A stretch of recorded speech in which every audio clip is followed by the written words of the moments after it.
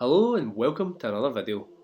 Today was planned to be doing two cars. I was going to be looking at doing my neighbour's car, which is the Dacia Duster, and I was also going to be doing the wife's BMW X1. But those plans were short-lived, as you'll soon see. Anyway, just taking a look through both of the cars at the moment, and it looks like we've had a bit of that good old Sahara rain. Not as bad as what it was down in England, but it's certainly some dusty rain that's left its mark on the BM there. And my neighbour has just been on a 500-600 mile round trip in her car, and it's pretty nasty. Still using the good old Karcher K2, a little bit more on that later on. But anyway, diving into it, first thing is, as always, is going to be the wheels. And today I'm using a variety of different products here, mainly because I'm just kind of clearing the shelves and getting rid of some old stock, so to speak. So I'm using the last of the G-On tyre cleaner on one tyre only because it ran out after one. And in the pump sprayer, in the IK foamer, I've got EZ Car Care Viper, and I basically poured what I had left in the bottle into the foamer and topped it up with water. And for the arches I'm using G101. So the plan was to jump between the two cars, basically do a wheel on the BM, a wheel on the Duster, so on and so forth, and kind of do the washing process all at the same time. So I'd be using the same chemicals on them all. At the moment there you can see me just giving the arches a blast out with the turbo nozzle and then just going round the tyre as well. So after very quickly running out of my G-On tyre cleaner, I've just moved back onto my trusted Autoglans Rebound, and again with the G101 into the arches and the Viper onto the wheel faces. I was planning on getting all fancy with the camera angles on this one. If you noticed during the wheel wash of the X1 I had my GoPro on and I got the angle totally messed up, so the whole recording is just basically looking at the front wing of the car. However, this is a pretty standard wheel wash. As you can see, I'm using the Vican brush there, as well as one of the small detailing brushes just to get right in about it. The faces of these wheels are quite big, so the Vican brush is more than adequate, and it's all rubber surrounded as well, so it's not going to do any damage. And then just finishing off, blasting out that G101 with the turbo nozzle again. It was at this point that the wife decided to completely change her plans and take the kids out, so I was left with just the single car to clean. So I'm just going round the Duster here with my pre-made up pre-wash, which as always is Infinity Wax's Citrus Pre-Wash. This is an absolute staple with any detail that I do. I love this stuff. Sometimes I put snow foam over the top of it, but as you can see it's quite overcast today, so my plan is to show you the power of this Citrus Pre-Wash just on its own, but I'm also going to use a snow foam.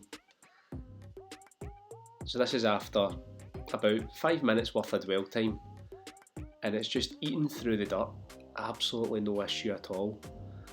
There is a little bit of kind of traffic film left behind, but it has been quite a while since this car's actually had a wash, and this just really goes to show you that you don't really need a snow foam. A good Citrus Pre-Wash will do the trick as well, but me being me, I'm going to use snow foam as well. And if anybody can guess, this is actually Bill Hamber's Auto Foam, if you can't tell by the milkiness of that foam. So I've got this diluted at 4% PIR, which in my lance is about 350 millilitres of product, and just going round the whole car. You don't get a fantastic dwell time with this product, but it doesn't need it. A good 3, 4, 5 minutes max is all you need on this, and it's pretty much ran off the car already, but the chemical does the work quickly. You're probably not getting a true reflection of what this is actually doing at the moment because I've used the Citrus Pre-Wash already, but this is an absolutely fantastic pre-wash product as well.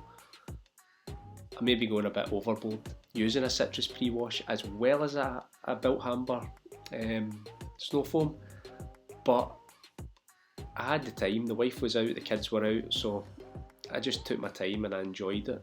I enjoyed the detail. It was what was originally going to be a see how quick I can get around two cars detail, turned into a take my time and relax a little bit. After getting all the snow foam rinsed off, it was then time to go around the car with my detailing brush, and again I'm using the G101 in the spray bottle just to get into all those little nooks and crannies before I go in there with my microfiber wash pad and do the contact wash on the paint. And if anybody's interested, the detailing brush that I'm using, there's a hog's hair brush from KDN Detailing.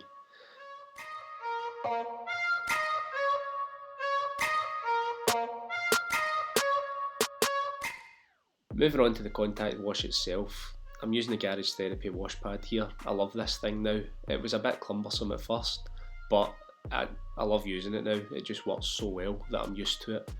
And the shampoo that I'm using is an Autobead shampoo that I got in a Because Race Car box quite a while ago, but it was a sample size and I was just using the rest of it up.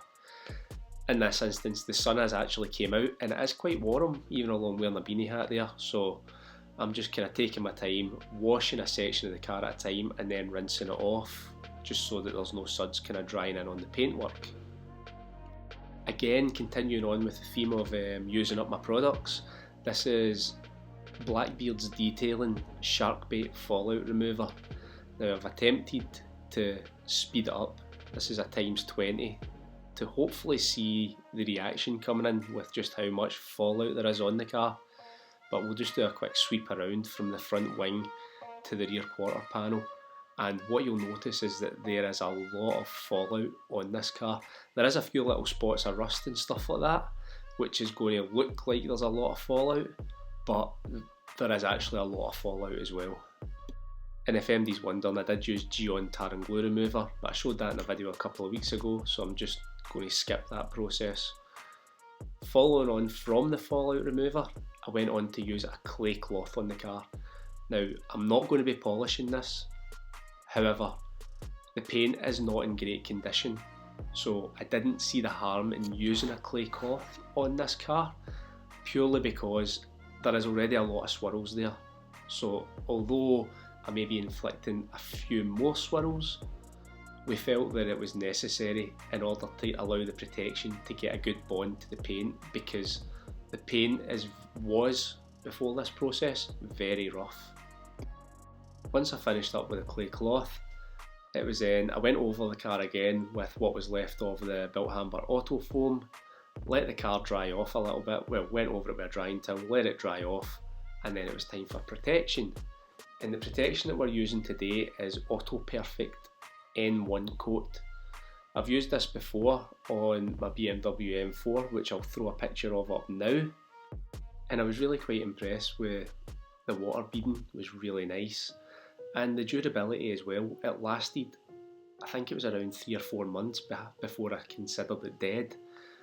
Now, the application process for this is so straightforward as well, as with most kind of spray-on sealants.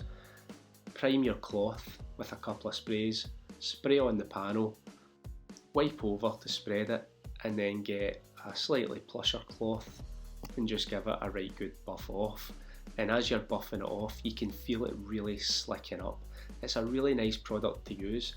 The only thing I would say about it is, I don't know if they actually do it anymore. I had a look on the website and I couldn't see it anywhere. Now, just coming into some finishing shots here, like I said, I apologise that this is a bit of a shorter video. It was planned to be longer with a bit more content, but the wife scuppered that. So thanks for watching, I hope you've enjoyed it. If you have, hit that like button, hit that subscribe button, and I'll see you on the next one.